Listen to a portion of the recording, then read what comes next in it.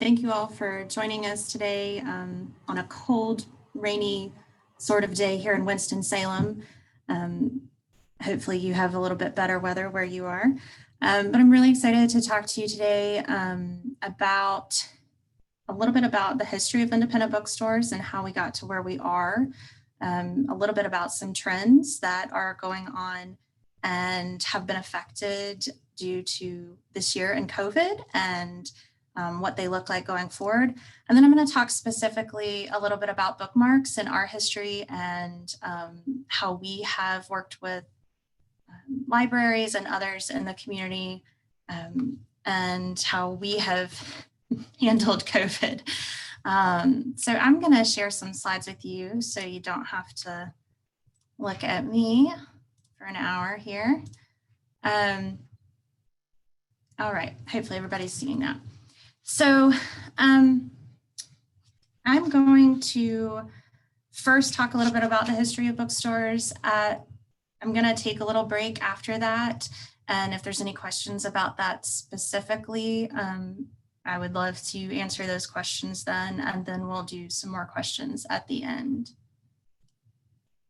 So this chart, I apologize, is a little grainy when we blew it up a little bit, but this is from a really fabulous study called Reinventing Retail by Ryan Raffaelli at Harvard Business School. And this study came out this year, which is presented the first time at the American Booksellers Association Annual Winter Institute in Baltimore, which is one of the last things I did, the last places I went in 2020. Before everything changed. So I think his presentation and his findings were very interesting, very concise history of looking at where independent bookstores have come from and the book industry in general. And so I have several of his findings here for you. And this chart, I think, is a great example of just a snapshot of the industry as a whole. So depending on when you were born, you might have first shopped in a bookstore at a Walden's or at your mall, at a bookstore in the mall. That was my first experience. I remember that very clearly. So, you know, independent bookstores have survived and thrived through lots of different shopping reincarnations. The malls and the giant shopping centers, then transferred to the standalone big box stores, which we've seen in the 90s. And definitely there have been some highs and lows throughout, but the general trajectory has been up for the past several years for indies. So Barnes & Noble, Books A Million, Borders, even Costco looked at first to really be squeezing the life out of indies in the 90s.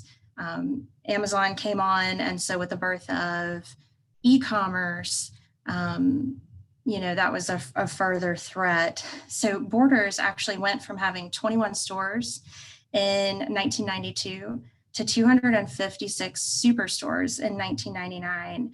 And Barnes & Noble during that time saw even greater growth. Those stores could offer a lot more than just a regular bookstore with the coffee shops, the magazines, and then for a while music. And so many independents that were operating during that time really couldn't compete with what they could offer. So between 2000 and 2007, about 1,000 independent bookstores closed. So after a general negative trajectory, with all of the big box stores and Amazon coming on, we saw really a shift and towards indies. And, you know, a lot of people were a little surprised by that. So what happened, the big box stores and the chains do still, you know, obviously are still competitors to independent bookstores, but not exactly the threat that they once were. I'm not going to read this quote. You can see it on the screen. But not only did Borders and Barnes & Noble become public publicly traded companies, they positioned themselves as high growth companies. So that forced them to compete with Amazon, and high volume sales really just don't work well in bookselling. This is something that we face regularly at Bookmarks. We might sell like 3 or 4 copies of a New York Times bestseller. If it's something like Educated, maybe we'll sell 300, but that's over the course of several years, not 300 copies in a day. So readers aren't, really small consumers, not that they don't make up a large part of the market, but books aren't just purchased at the rate as other retail items, and they weren't purchased at the rate that the big box stores needed to maintain that crazy amount of growth. So also during that time, as you can remember from the graph Amazon came on, so Borders and B&N had to compete somehow with the e-commerce, right? So huge investments in technology were facing both Borders and Barnes & Noble, and Borders made the decision to sell their online distribution to Amazon in 2001. They decided to throw their efforts into more stores and bigger stores, and they just fell into more and more debt. Barnes & Noble continued to open more superstores, but they decided to challenge Amazon rather than selling them their online distribution. And they developed the Nook, which you might remember as a competitor to the Kindle. So that development cost Barnes & Noble more than $1 billion, and they did not see that money come back to them. So they just hemorrhaged money at that point, and Amazon kept dominating that market because they could spend a lot more money on technology than Barnes & Noble and Borders, and because Amazon's never really seen itself as primarily as a retailer, so they could carry massive inventories, they could spend a lot on research and development, because the investors accepted their narrative that it was this disruptive technology company, kind of redefining how everything was sold, not just books. So I'm going to actually come back to Amazon a little bit in a minute, but the chains specifically had always been valued as retailers. So they had to have higher sales, more stores, lower inventory to justify their stock prices.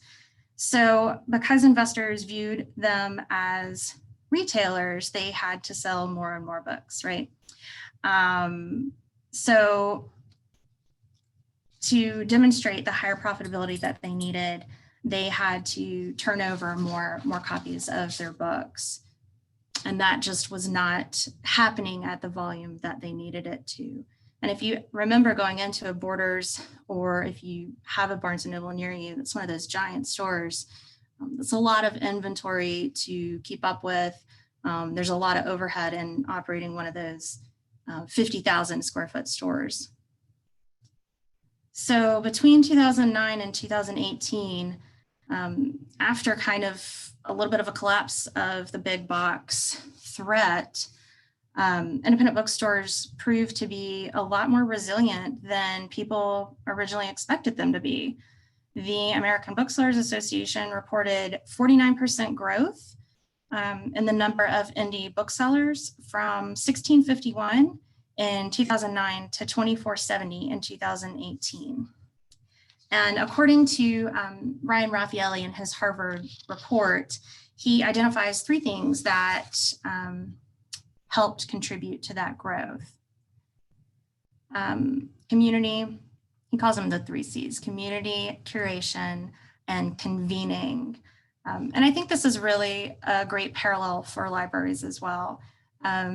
Libraries do the same thing that independent bookstores do as far as these 3 things. You're very invested in your community and what your community reads. You care about what you carry for your community, and it's a great place for people to gather together. So as far as community goes, the nationwide Shop Local, Shop Small movement has definitely brought awareness to supporting local businesses. So many customers who left for the convenience of Amazon have now turned back to their indies as the emphasis on connection and community has grown. The shop local movement, though it started really not necessarily including the book industry, has really gained traction in the independent bookstore world, and that has been a strong focus. Many bookstore owners around the country have been involved in the creation of their SBAs and their communities.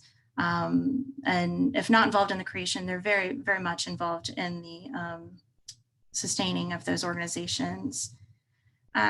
Indies place a focus on curating an inventory that's interesting, that's unique, and that's certainly representative of their community. I'm sure you see that too, especially maybe in the public libraries, maybe a little bit more, but also school libraries too. You know, you want to carry what your readers want to read, and what you carry is influenced by what people ask for, you know, what the demand is. So that leads definitely to personal recommendations and relationships that are formed between your booksellers or your librarians and your readers. That's just something that big box stores don't have, and Amazon certainly is the careful curation of your inventory that leads to those personal connections with your readers. And then convening, as far as convening goes, bookstores have become really a third place for people. And this is definitely something that we have missed during COVID, and I think we'll get back to. I'm going to talk a little bit about the third place in just a second. So those are the 3 C's. As far as community goes and shop local, references to localism in Publishers Weekly rose 30% in 2007 to around 60% in 2014. So definitely that became a bigger part of the book industry. American Express started the Shop Local and Small Business Saturday programs, and the ABA began working with American Express to promote bookstores specifically. Independent Bookstore Day was also created for the last Saturday in April. It's been very successful in promoting kind of a nationwide holiday for independent bookstores and a celebration of those in the communities. It began in 2014 and certainly has now reached a very large audience with its own specific branding and merchandise, all centered around that one day. That was moved a little bit this year due to COVID, but hopefully we'll be back in April in 2021. The role of social media has been huge in the success of independent bookstores. A lot of booksellers and bookstores have used social media in a way to connect with their community better. They have, you know, a younger generation that has come into the bookselling world. They have thought about building community, not just in the terms of within your physical space, but also on your online platforms. So among the top stars in the Bookstagrammer scene is James Trevino. He's pictured here. You might know some of his Bookstagram posts. He has 236,000 followers, and he has gained that following by using books to create these awesome pictures. I would highly encourage you to look him up and see all of them. They're really creative and fantastic, and I wish I were that creative. And successful independent bookstores have woven both communities together, the in-store community and the online community, by developing a more personal relationship through Instagram, Facebook, and Twitter specifically. And, you know, encouragement of the readers and customers to post about those bookstore experiences using the Bookstagram hashtag. So that hashtag Bookstagram has been used more than 25 million times on Instagram since 2010, which is just a really large world of people who are interested in books on Instagram. So social media has definitely been helpful in extending that conversation with customers. And then, thinking back to that timeline when there was that initial rush to buy Amazon's e-reader Kindle during the 2007 holiday season, a lot of people panicked and worried, is this the death of print books? And you might remember that panic. You might remember a lot of those articles with a lot of business people speculating about how it was going to hurt print books. And as I mentioned, Barnes & Noble launched their Nook e-reader in 2009. The American Booksellers Association also partnered with Rakuten to come up with the Kobo e-reader program specifically for indies. Obviously not nearly as successful as the Kindle, but the initial spike in sales, analysts now think, were due mainly because of the time it was released around the holiday season and a lot of people looking to just buy the new thing, the new technology. And, that has definitely shifted over the last few years, especially the last 5 years, as far as e-reader sales go. Barnes & Noble sales of ebooks fell 10% in 1 year from 2016 to 2017. And sales of printed books have increased every year since 2013. So it's not really the threat that people initially predicted. And I just want to say ebooks are great. We all love ebooks. I think there was a lot of worry created when we probably should have looked at it as a great tool to help people have access to books. So I think of them as supporting partners, just like audiobooks, and we sell ebooks and we sell audiobooks, and we want people to read in whatever format they can. And so instead of looking at it as a threat, we just look at it as another way for people to have access. And this is just an interesting chart here. You can see the growth. First, the decline, as I mentioned, with that loss of 1,600 stores, but then the growth of those stores continues to rise each year for at least independent bookstores that are members of the American Booksellers Association. And I think what's the most interesting thing to look at is the percentage of sales growth. So a lot of independent bookstores have opened and continue to open, but not all of them survive and thrive. So I think what the greatest indicator here in the success of independent bookstores is that 5% sales growth overall. I think that's really great if you think about election cycles and everything that the country's gone through. To see that 5% growth is really, I think, great. Okay, so remember when I said Amazon wasn't seen primarily as a retailer, so it could carry massive inventories. That was, a drag on its earnings and led them to spend a lot on development and research, so that mainly they could try to come up with these algorithms to help customers buy more. So hand selling, and I bet that librarians think a lot of what you do in book recommending as hand selling as well. Hand selling is really the bread and butter of independent book selling. It's what all of our booksellers here at Bookmarks love doing most. And it's just that conversation with your readers, trying to match them up with the book that they need at that moment, that maybe they haven't heard of. So while e-commerce has certainly made shopping for books more accessible and maybe a little easier in some ways, it's also made it harder. With so many options, how do you choose what to read? Often through Amazon and other online platforms, you see the same books over and over. You hear about the same books, the bestsellers. So you don't really get a lot of the personal recommendations of books you haven't heard of yet that you would get in your library or in your bookstore.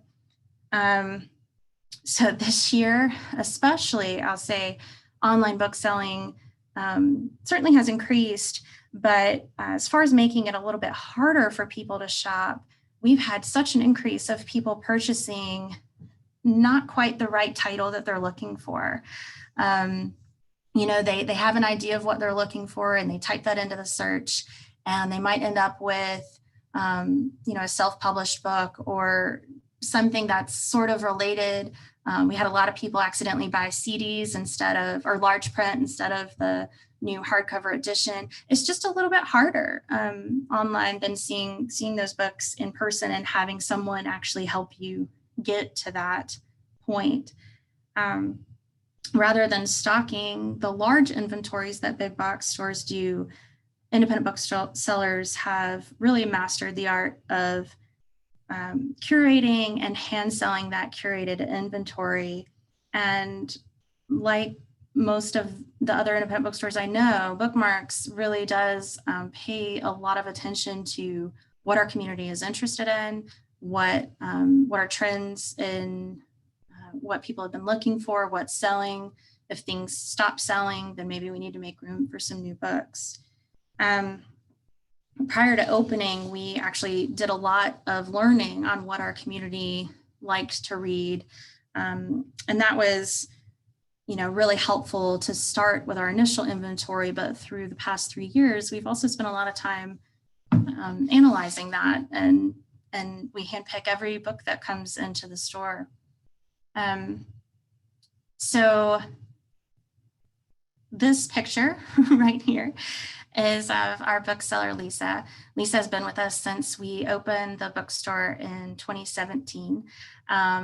And I thought this was a really great example of hand selling, of someone finding the perfect book, the unexpected book, the hidden book, to get to that right customer when they needed it. So Lisa handles our kids club, and that is a subscription service that we handpick a book out for kids each month, and subscriptions are 6 months or 12 months. We have people all over the country sending books to, mostly I'll say it's to grandkids, but also to any kid in their lives. And Lisa has 2 pieces of artwork here from one of her kids club members, Harper, who came by specifically to give her these pictures a couple of weeks ago. And, from not just this little girl's reaction to getting her books every month, and not just her parents' wonderful quotes, we've heard it from everybody who's been a part of this subscription club, and from just customers in general, how much it means to them that one of our booksellers took the time to get to know what their tastes were, what they enjoyed reading, what they've been sent in the past. And you can tell how special Lisa is to Harper and all the other kids. She gets lots of fun gifts from the kids. And then to talk a little bit about third place. So 2 elements have allowed booksellers to really embed themselves as places where individuals with similar interests can convene and interact with each other. I think, as I mentioned earlier, this is very similar to libraries. So sociologist Ray Oldenburg came up with this premise of the third place, which is a gathering place where people come together outside of home or work, that is accessible to the general public and does not set formal criteria of membership or exclusion. I think that's a great way to describe the public library I grew up going to all the time, and hopefully people would describe Bookmarks that way as well. Over the last 2 decades, many booksellers have amplified and extended the concept to make it really core to their strategy. Seattle's Third Place Books has intentionally created a community of book lovers, obviously naming their store Third Place Books. And their, motto is to just offer a fun, comfortable place for people to browse, linger, have conversations, meet each other, talk. And that's really what we want. And we want a place in our community where we can do that. I think, if you think of yourself as a third place, then, you really have this authenticity about you. Historically, large national department stores and shopping malls, think of Sears, Kmart, JCPenney, they have served as anchor tenants, drawing customers in to shop at all the other shops. So now what we've seen with some trends as shopping has changed and a lot of shopping malls have closed, real estate developers really have started thinking of independent bookstores as an anchor tenant because they create this third place where people just want to be, they want to gather, and having traffic is a good thing.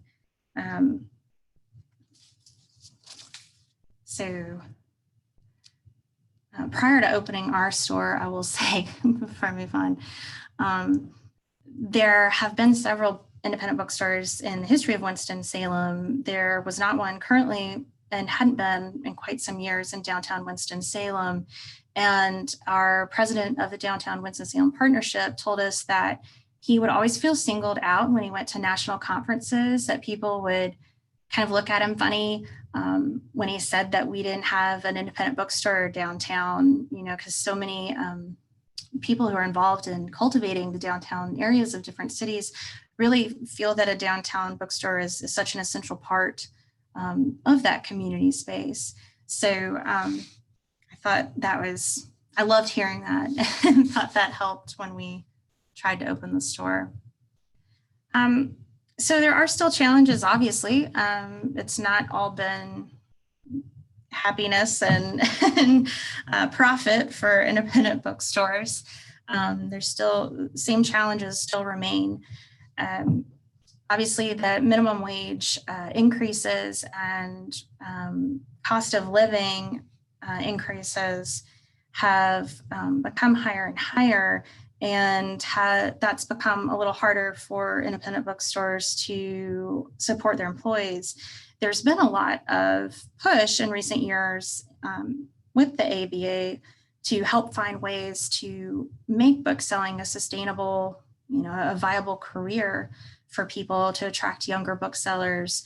But we have to figure out a way to to make it a living wage, and how are we going to do that? Also, the overcoming rising rent costs. We all know that location is definitely key to a profitable store of any kind.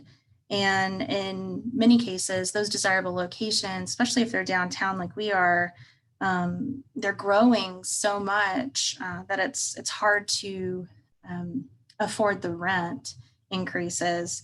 So a lot of booksellers have had success with negotiating with their landlords because of what I said earlier about them being anchor tenants. They're so important where they are. They need to stay where they are. And so a lot of bookstores have found success in negotiation, but it still remains a challenge, certainly. And then thirdly, and I think this is probably the biggest, because if this weren't such an issue, the first two wouldn't be such an issue. But bookstores operate on razor thin margins. And a lot of people think when they buy a $28 book from us that Bookmarks is making $28. And it's really hard to get the message across to people just how thin our margins are. Since book prices are dictated by the publishers, we could certainly discount them and sell them cheaper, but that would just cut into our already slim margins. We could charge more, but I'm not really sure who would vote to pay more for their books. So there's been an ongoing cry in the bookselling world to lobby against publishers in offering better margins. Margins haven't changed towards the bookstores since the 90s. The average discount that bookstores receive from publishers is 42-43%. And I'm sure it's similar for libraries as well.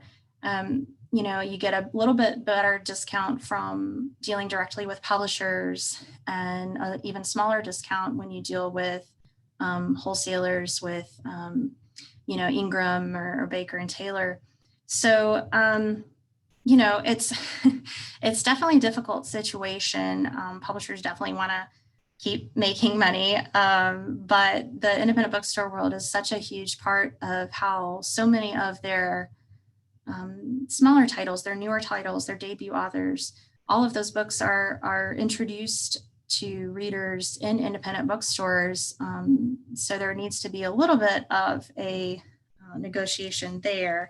And a lot of publishers, I'll say this year during COVID, have been really great about working with bookstores, maybe not on offering bigger margins, but offering a lot of different sale offers and extending payment deadlines and such.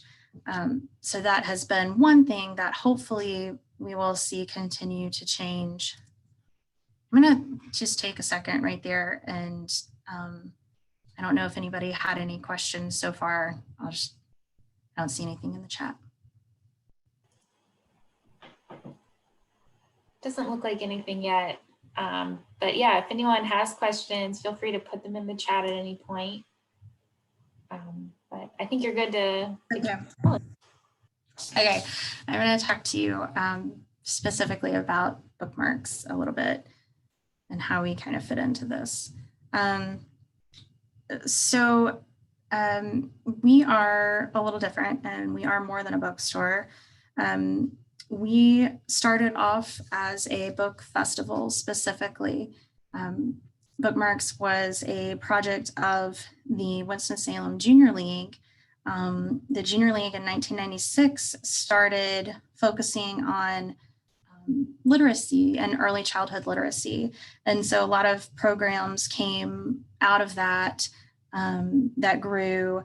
And then in 2000, there was a committee on the Junior League, and they had visited a book festival in Baltimore and come back and said, wow, we really need to figure out how we can do something like that in Winston-Salem.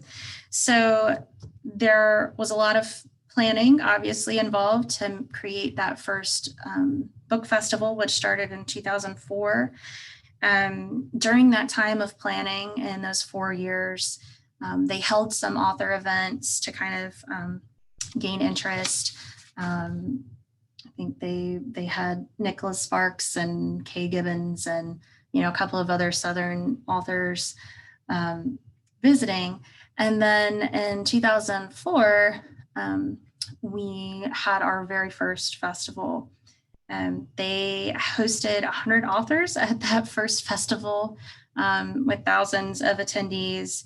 Thinking of hosting 100 authors now almost gives me a heart attack. We host about 50 now, so I can't imagine that. We have hosted 15 successful festivals now. Our 16th was supposed to be this fall. Well, obviously we skipped a year for obvious reasons. But in 2006, Bookmarks spun off of the Junior League and became its own 501c3 nonprofit. It was completely volunteer run and led, and a lot of the people who were initially involved in the Junior League continue to be involved and continue to be involved today, actually. We've moved locations several times. We were in Old Salem initially. We moved to Bethabara Park for the second year, and we're there for a couple of years. And then the 5th anniversary, we moved to Trade Street, and that's the top right picture. And you'll see some pictures in just a minute from our current location. And we've moved the location as we've grown as a festival and as it's gotten a little bit too big to host in those places. And the city has been incredibly supportive of us since the beginning. In 2010, we hired our first executive director. So we were completely a volunteer run from 2004 to 2010. And I came on in 2011, and we really started to expand our programming to reach kids throughout the year in our Authors in Schools program, and to grow into a little bit of what we are today. Started hosting year-round events. And as the city and the community began embracing the literary arts more, began hosting more collaborative events and such. We opened our bookstore in 2007, and 2017, and I'm going to show you some pictures of the bookstore to you in just a minute. So we've had a few areas of key growth through the years. First is our festival. Obviously, that remains our biggest and most visible programming that we do in the community each year. Typically, the festival has been held on the Saturday after Labor Day. We were going to move it back a couple of weeks this year, then decided to skip it altogether. But attendance has definitely grown steadily through the years, and pictured here on the top right is Kate DiCamillo, who is lovely. And that is one of our venues now that offers just a lot more seating, indoor seating with great AVs. So that's where our location is currently, offers a lot better venues and a lot more space to spread out. So the bottom picture of Gail Foreman and Jackie Woodson also holds several hundred people. And then you can see from the picture on the left, the food trucks and just how much we're able to spread out. One aspect of the festival that I think is really important is that it's a community-wide celebration. The festival is free to attend, and we really want to make it accessible to everyone in the community. So a big part of the festival is our exhibitors. So we feature other nonprofits, arts groups, small businesses, and definitely always work with the Forsyth County Public Library.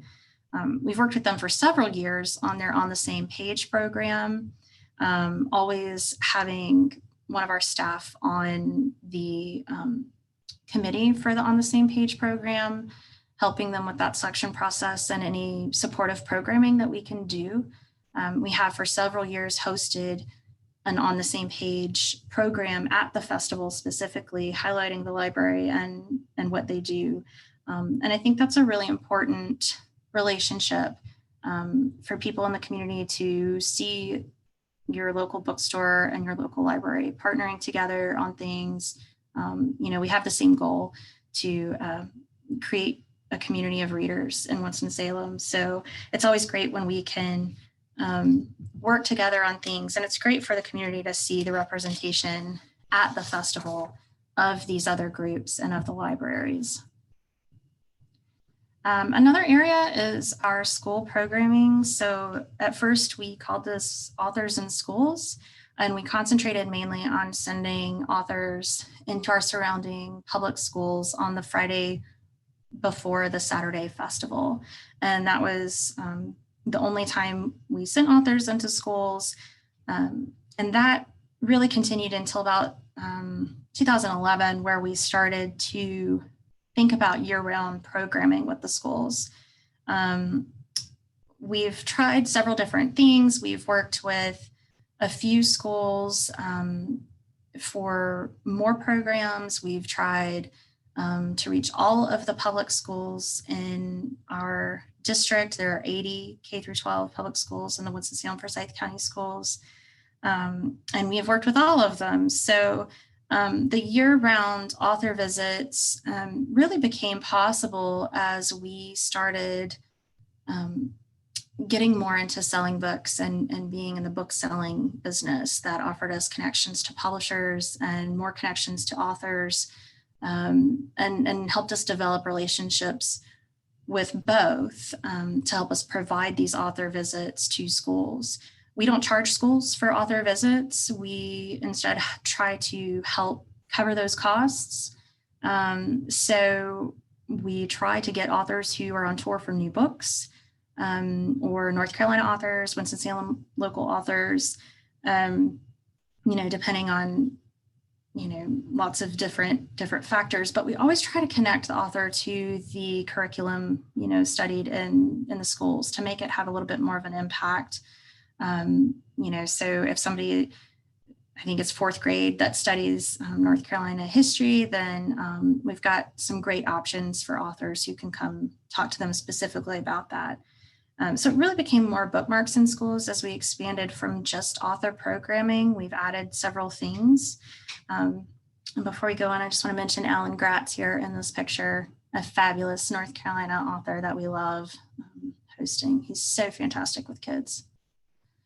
So one of the things that we've added to the Bookmarks in Schools program, expanding it, is book fairs. We started our first book fair in 2017, and we really didn't know what we were doing. And we've certainly learned a lot of things throughout the several years that we've been doing them now. Book fairs are very labor intensive for us. There's a lot of inventory moving involved. There's a lot of setup involved. We try to be as helpful as possible to the schools. We see it as a service to the schools. So, we offer all of our technology, all of the displays, all the easels and such. We're not exactly like a Scholastic book fair. We don't roll in the giant, bookcases already put together and that kind of thing. But we try to work with the space that the school has and set it up in a way that's, best shoppable for that school. We do like to curate the selection to each school based on what their interests are. Some schools have a STEM focus or a STEAM focus, and we want to highlight that. Some schools like to pick certain titles that they're highlighting in the year. So we'll feature those as well. This year, we moved a lot of our book fairs online. So we wanted to still find a way to support our schools through COVID, and really see this as a fundraiser for the schools. We offer the schools back 25% in either books that they can choose, like book credit, or cash. So we try to make it as successful as possible for the schools. Having the book fairs online has changed several things. Obviously, the parents and the kids don't get to look through the physical books in person, and I think that's very valuable. But at the same time, we've been able to help a lot of the public schools that we might not have been able to have a physical book fair at in person. A lot of our Title I schools don't have the PTA participation that's needed to run a book fair, so we don't staff them. And they also don't have necessarily the disposable income to shop the book fairs. So having the virtual book fairs took away the need for, any kind of setup, obviously, on the school side. And we offered to the community ways to support some of these book fairs by doing, a buy a book, give a book, or purchasing some books off the teachers' wish lists that we hosted. And that was a great way to support some of the schools that wouldn't have had necessarily the purchases that they needed. I do hope that we can go back to in-person book fairs next year and maybe keep a virtual component. That's something that we'll do hybrid. Book Build has been a very big project that we are finishing up. Book Build was our 3-year, $450,000 initiative to put 25,000 new and culturally relevant titles in our public schools. We worked with all 80 of our K through 12 schools on this project over the past 3 years. And each school it worked out to around 310, 312 books per school. And a lot of people ask about some of the logistics of this program. And I will say it was quite a big, big undertaking and a little bit bigger than we had initially planned, but definitely worth it. We really wanted to offer, with our physical space, a way to expand more of our advocacy work and our work with schools. And one of the things that we learned through our expanded authors in schools programs is that the libraries at our public schools were really out of date. And a lot of the media coordinators struggled with collection dates and getting some of those new titles in that they really desperately needed. And as you all know, I don't need to tell you this, but for many low-income families, kids come to books, have access to books really only through their school libraries. So we really wanted to offer the kids in our community a realistic and authentic mirror of their own lives and experiences. We wanted the books to look like them. We wanted the authors to look like them. We all know that if children recognize themselves in books, especially at a young age, they're going to connect with the story. They're going to develop positive self-images, and they're going to grow into readers. They're going to feel like books are for them. And that's absolutely core to our mission. Books are for everybody, and we want everybody to know that. So really, we started with building the list of books that we wanted to have for the program. And this was curated from lots of different places. We certainly had input from media coordinators. The district coordinator for all the media coordinators of the Forsyth County Schools worked with us very closely. She's now on our board. We wanted to get their input to see what kids were asking for in their schools, and see, have a way for them to request certain things and tailor their books to their specific needs at their schools. So a lot of our schools with higher Spanish speaking population, how do we get more of those books into those specific school libraries? So we worked with our schools for sure for this list. We looked at our own curated stock inventory in the bookstore, and certainly looked at the North Carolina Children's Book Awards, the Battle of the Books lists, and lots of different award winners to try to create a really great list of ended up being around 400 or so titles.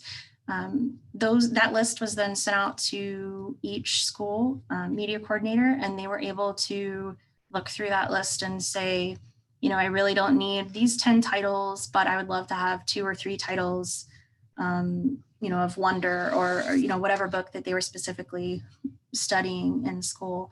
So that has been really a great program.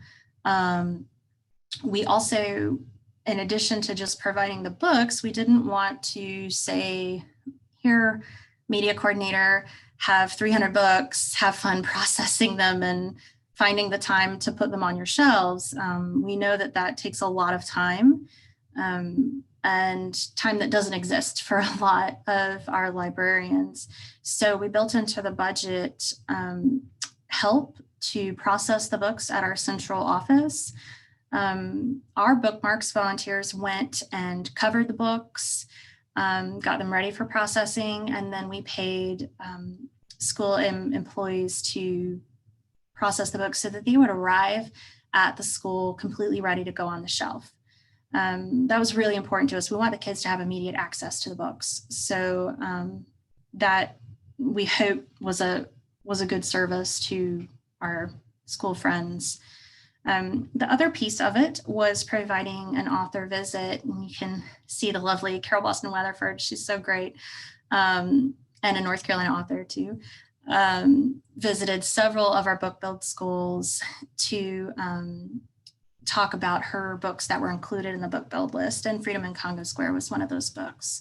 But we like to pair a author visit with each school once they received their book build books. And we always try to work with a school on, what authors would be best for you, and what authors would support, your current curriculum. But it's always fun to see the kids when they can connect with, here's a book, here's the author. You all know that, you've seen that too. So Book Build has been a really great, successful program. It is thankfully winding down now, and it was a very large program. We hope to be able to sustain it with some infusions throughout, but we're on to some other projects now that I'm sure will be just as fun. The other area that we've grown is in large scale events, and this is one of our venues in town, Reynolds Auditorium, that we've been able to host very large scale events with. We've been successful with this just by working with publishers, as I mentioned, gaining a good reputation with authors and making sure that they have a very welcome and good visit here in Winston-Salem. A lot of people, when I go to New York and talk to publishers, they don't know where Winston-Salem is. They probably don't know where North Carolina is. It's good to have the authors, once they come and have a good experience, to have them back us up on that and want to come back. So this event, I think, was from Diana. Was this Diana? No. I don't know if this was John Grisham. We've hosted several people here at Reynolds Auditorium, and it's been really great. So this is another area where we've worked with community organizations and with our libraries on helping get speakers for events. What I really hate to see is when a nonprofit in town hosts an author for their annual event and they spend $20,000, $50,000 on the speaker, and then that money doesn't go to their nonprofit to support that cause that they're trying to fundraise for. And I'm not saying that we shouldn't pay artists. I absolutely believe we should. We just like to look at it in a different way. How can we help the author more by hosting them really on sale week of their newest book and getting them those sales, getting them that large turnout. And that's really attractive to both author and publisher. So we work mostly with publicists to try to get on author tour schedules. So we're able to work with a lot of nonprofits and arts groups in town. We've been able to work with our library on the same page and on the same poem on getting them speakers and at reduced cost. Maybe we'll pay for travel, but it's just not quite the large cost that it would be otherwise. Before we opened the store, we did a lot of this in trying to get authors into our public libraries. It's decreased a little as we've opened the store, but we still are able to say when we're approached by a publisher, this author wants to come to Winston-Salem. We think, is this a good fit for an evening Bookmarks event? Is it a good event for a midday Renolda Library event? Can we do both? It's great for authors who want to, do a multiple, 2 visits in one day. We're able to work with our High Point Library and our Greensboro libraries as well to get them into a little bit different market without much travel. And I think that's a way that you can definitely work with your local bookstore is, who do you have on your upcoming schedule, and will that person be interested in doing a lunchtime event at the library prior to the evening event at the bookstore? I think it's great. I think the more people who can have access to that author and your community, the better. So we're always willing to help our libraries with that. A lot of times people will approach us about getting certain speakers, and that's a little bit more tricky because we do like to wait till they have new books. So it might take a couple years to get their dream author, but we're able to offer really a lot of good comparable options instead at a much reduced price. I saw a couple of questions, so let me try to make sure I'm looking at those. Collaborating with authors to offer virtual talks. Yes, we are. College libraries, can you help in bookstores? Okay. I'm going to talk about those 2 questions in just a second. as we get a little bit towards COVID talk and how things have changed. So the bookstore opened in 2017. This is our front entrance. You can see how many square feet we have. If you're familiar with Winston-Salem, we're kind of in a hidden location, but we love our building, and it used to be a car garage. Before we opened, it had been abandoned for quite some time, so there was a little bit of upfit involved. We kept the concrete floors that I think have character, kept the original window frames, made them energy efficient and such. So we tried to give it a little bit of a nicer look, but keep the character of the building. We love our space. We do sell new books. We decided to go that route and not offer used books. There's a very large used bookstores here in Winston-Salem that we didn't want to compete with. But we were able to find this downtown location, which we thought was crucial to being a part of the community, be accessible to everybody and not just in one neighborhood, but to also have access to free parking, which we do directly behind the store. And that's really crucial to the success, I think, of our store. This is a picture from 4th Street. So we're kind of tucked back off of the street from this entrance, but this breezeway is shared by the tenants surrounding. We've had local artists draw book characters on the walls, and that's been really fun to have local artists involved. So this is used for, outdoor events when we have nice weather, smaller events or music events, things like that. Here's another view of the breezeway. This used to be a building. They just knocked out the building and made the breezeway. So our Teen Advisory Council is something that we are working on growing. We've had a lot of problems cultivating teens, getting them involved. So we formed this TAC, and they have remained active virtually this year. So that's been exciting. We're always looking at ways to help with teen programming. We actually worked with the Forsyth County Public Library this year on their Teen-tober events and helped them get some authors for that, and did some joint virtual events that were really great and successful, I think, for both the library and for Bookmarks. And here's just a view inside what an event looks like from the stage perspective. We can't wait to get back to to in-store events. This is the connected space of Foothills. This is their Footnote Cafe and coffee shop. This is their event space. We can hold almost 300 people. Lisa C here last year. And so we had no idea how good we had it. And I think this image kind of says it all for this year. Oh my gosh. I know nobody was able to foresee this year happening, but it sure did disrupt a lot of things. We had a gathering of the Southern Independent Booksellers Alliance at our store on March 13th, and on the 17th, we were shut down.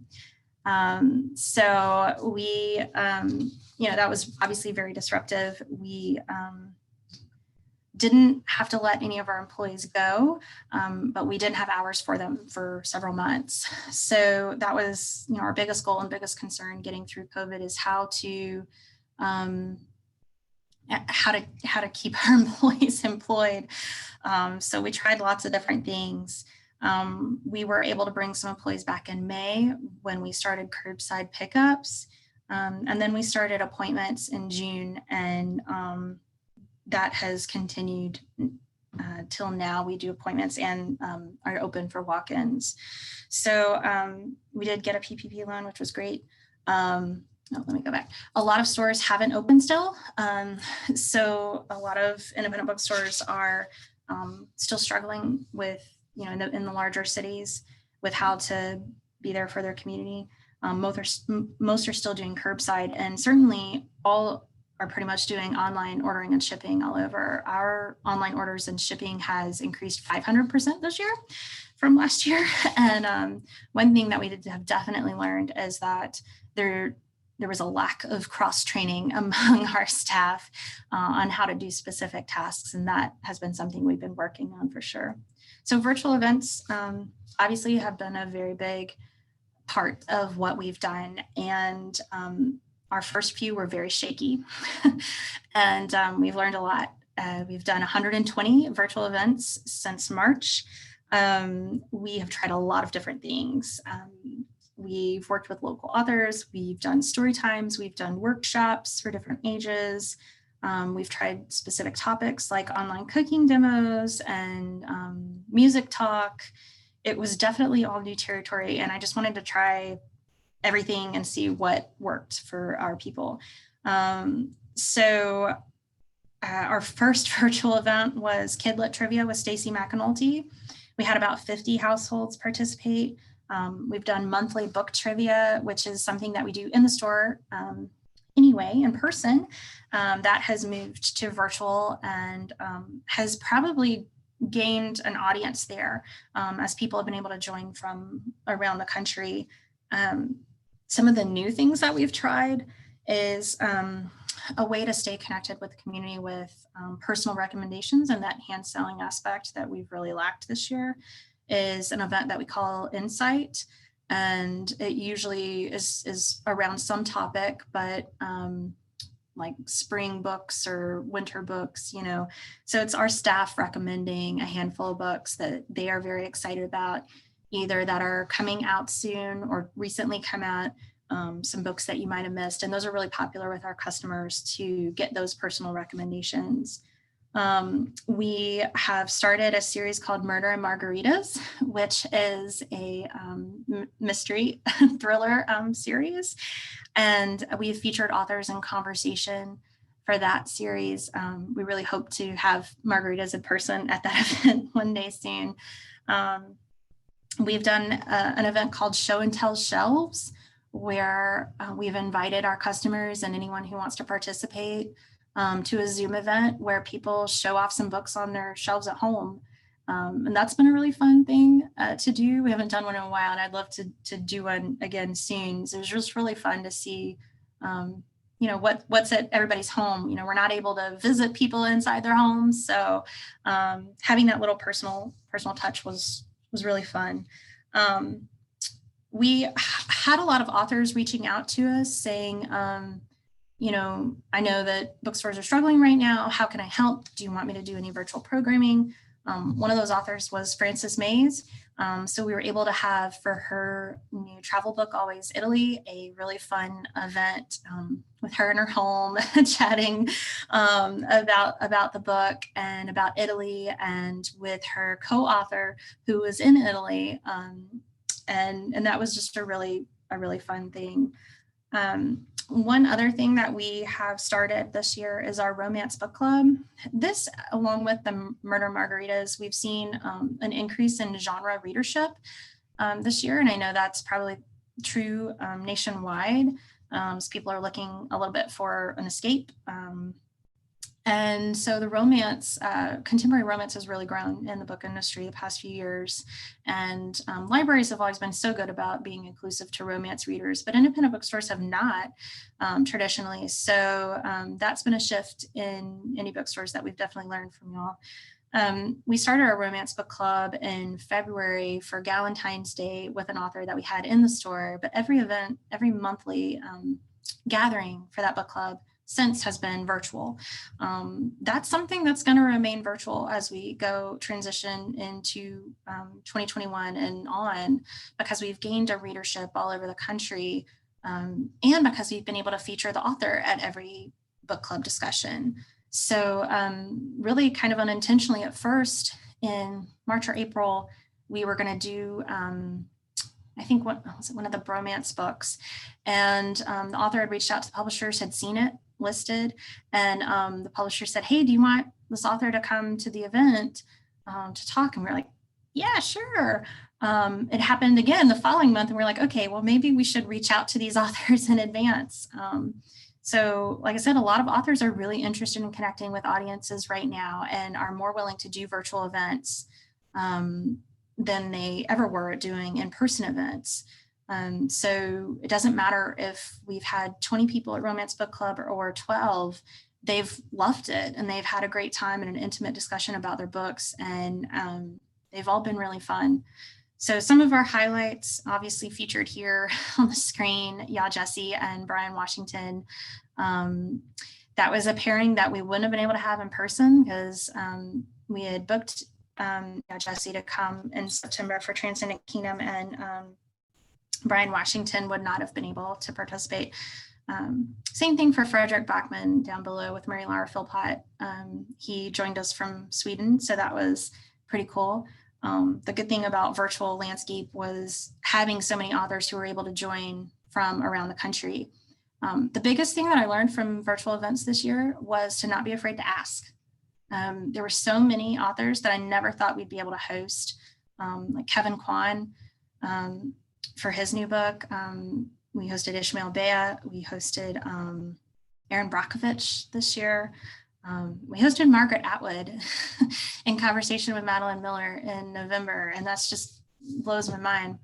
But a lot of the authors that were around the country, around the world that don't tour US, we were able to host. And I was, you ask, and a lot of them, have said yes. So that's been really great for virtual events. Another way is really just to be able to connect more with our local authors. Kendra Adachi here for the Lazy Genius lives in Greensboro, and she came and was able to sign books even though we were closed. This is during when we were closed, but we were able to still offer books for curbside and to ship when they were published. A lot of people obviously have found refuge in books during this time, but a lot of people have struggled with finding the attention to read. I know I did, and especially in April, there's so much stress and anxiety going on. So I did puzzles instead and listened to audiobooks. So this time has really led to us offering different services and different products to our customers. Obviously, we sell book themed masks, but we also sell puzzles now. And that's something that we didn't do before, which has led me to think, people like coming together, maybe a puzzling night is something that we'll look into in the future. So let's see, I don't want to run out of time for questions. So obviously the COVID is not the only thing that's been going on this year. The Black Lives Matter movement has been huge in the independent bookstore world, and anti-racist titles have been out of stock, at publishers for months. Definitely Ibram X. Kendi and Ta-Nehisi Coates and several great writers that we're already selling their titles, and we're selling them on a regular basis. But this was just such an influx, and has really brought an awareness to the publishing industry about how they need to be more inclusive, not just with their own staffing, but with what they publish. That has been a huge push this year. And I think there's been some good progress made. Hopefully this won't just be a trend for 2020 and we'll be keep moving forward after this. And I do want to take questions if anybody has them. I think a few things that we've learned from 2020 that we're going to keep for 2021 and things to consider is it's definitely going to be a long road back for everyone. I know a lot of bookstores will probably not make it, but I think what we will see is a lot of community support and people wanting to gather. They're going to want to cultivate and create community in 2021 and beyond. So hopefully we'll see that both in the bookstores and in the libraries. And I'm going to stop sharing and take your questions. Sorry, that was a lot of talking. Thank you. Thank you so much, Jamie. No, this is really, really interesting. And I was like taking notes the whole time. Oh, good. I do know that there was a question that I saw about like college libraries and how they can help independent bookstores. Have you worked with college libraries before? Or do you have any ideas we could do? And I'm sorry I didn't mention that. I think I had it in my notes and just kind of was going so fast.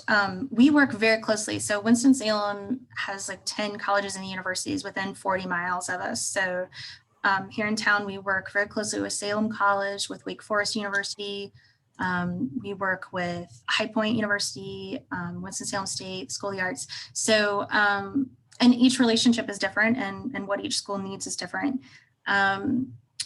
We have worked with, I mentioned Salem College, specifically on their freshman one read program, on helping them figure out an author who would be able to come for that.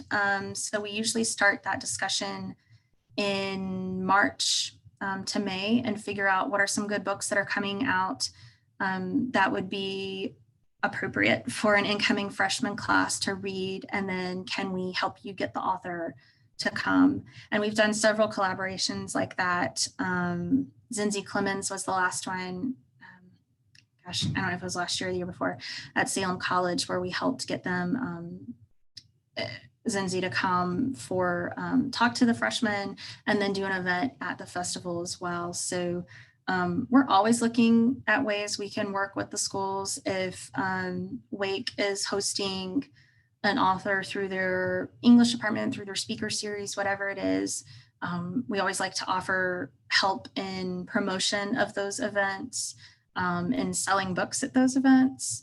A lot of the on-campus bookstores don't particularly want to sell non-academic, non-textbook titles, and it might be difficult for them to do so at a returnable rate, at a rate that makes sense. And I think you'll find that independent bookstores are always happy to help assist with that. If you've already booked the author, we're happy to be there to sell books and to send that information out to all of the people on our list to promote it. If you're looking for authors, I think you'll find that independent bookstores are always booking, authors, the bigger ones. So we're happy to help you do that in finding the right fit for whichever, department. If we book an author, like we had a few opportunities this year, Aaron Brockovich and Neil Shubin specifically on science-related titles. So anytime we book somebody like that for an in-store event, we reach out to our colleges and say, hey, this person is coming. Would you, does anybody have interest in this author visiting your class, or the library for joint presentations, on campus? Or do you want, your students involved in some way? And I think that's a really great partnership that we have with several of our colleges. Great. So it looks like we're out of time. If there's any last minute questions, we can take them, but just want to say a big thanks to Jamie for being with us today. We appreciate your time and all of your expertise and ideas. So everyone go out, find your local independent bookstore, buy some books. Christmas next week, it's not too late. So much, Jamie, and I'll keep you around for a couple minutes if anyone else has questions as well. Okay, thank you.